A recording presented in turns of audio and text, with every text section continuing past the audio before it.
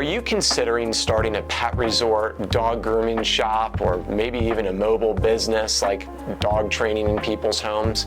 If you are, I really want you to take a moment to consider some things that we'd like to share with you about getting into the pet industry, because I know there are many people who join this industry with great intent, but it is not an easy industry to work in and is unlike any other industry that I've ever come across.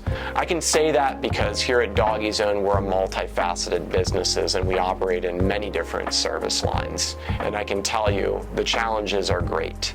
And so what I'm here to do for you today is to share with you what are some of those challenges that you may be up against, and how is it that you can ensure that if you do decide to make this decision to start your own business, that you can be successful in the process. Before we do that, I'd like to share with you some stats that I think you might find pretty surprising. Now, these stats are focused on small businesses in general and not necessarily specific to the pet industry. Roughly 49% of businesses are still in operation after 5 years. I've seen so many people who have these businesses that they start, they last about 2 to 3 years, and then they end up closing up shop. I've seen it happen over and over and over again over the years. Now, I'm going to share with you what you need to do to avoid being one of those businesses so that you can last and have longevity in your business. Only 25% of businesses will actually make it to the 15-year mark. And when we think about longevity,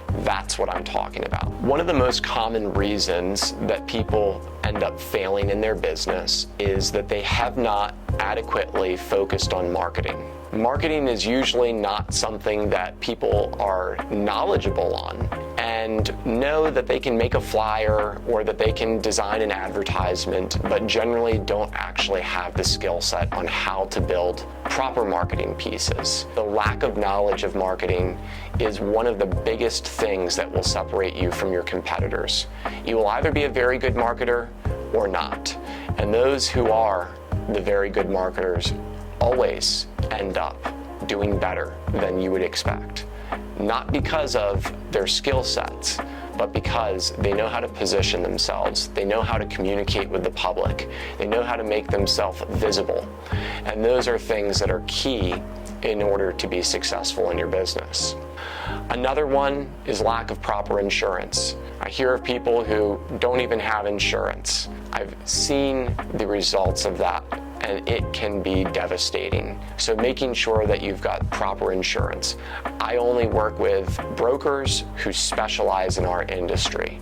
There's a lot of companies out there that will sell you an insurance policy for your business, but it won't actually cover you in all the ways that you might need in the pet industry. So if you need help with that, hit me up and I'll give you a recommendation on who you might want to reach out to talk to before you start your business and have a problem. Third is poor financial management. Most of the time, the money component for people is an afterthought. We're focused on the pets, we're focused on making sure that everything gets done and that we're providing a good quality service. And a lot of the times the financial component gets lost. We don't have the time for it. It's not urgent. While it's important, it sits on the back burner and doesn't get handled because in the pet industry, there's always things urgent that are occurring. And last but not least is failure to diversify services. Whether you are a single service company, maybe you just do dog training. If you just do dog training, you should still offer multiple services within your dog training.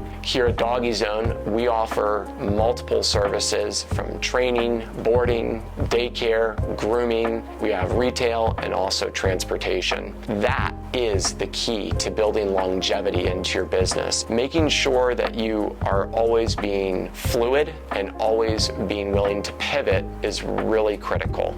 If you're not, then you will find yourself struggling, especially in certain times of the year. I would encourage you to pick no more than 3 things to offer in your business from a service perspective. Offering multiple services requires skill and expertise to make sure that those all run smoothly and work together to ultimately create a great experience for your clients. I would tell you, it is the lack of personal growth that takes place that causes people to not be able to be successful in this industry. When I talk about personal growth, I'm talking about moving from a position of being an artist, The artist side of us is generally what brings us into the business. We love to train dogs, we love to groom dogs, we love to interact with dogs, and so we join the pet industry. But if we don't have the management in place or the management skills in place, then what we will find is that we end up burned out very quickly, that we have an inconsistent business and not one that's built for longevity. When you first start, you can be an artist and you can do all the things, but that won't last for long if you're providing a good product and service. You'll need to start to pivot yourself into more of a manager position.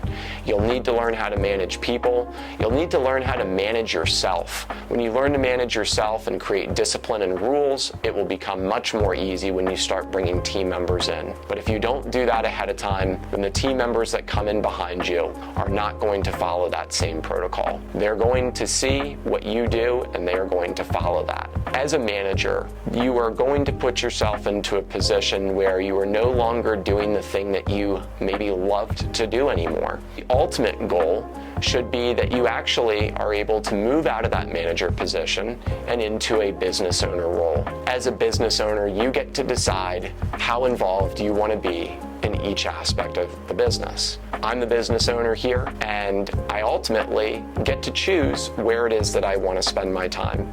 So recently I've been very excited to get back into teaching classes, and I can go and do that, but it doesn't hog all my time, and I use it as I want to and as I need to, but I'm not obligated to do that. If you're not focused on growing personally and becoming a leader and really learning how to control your personal growth, you will find that you have a business that struggles to be successful and won't provide you the longevity that you want.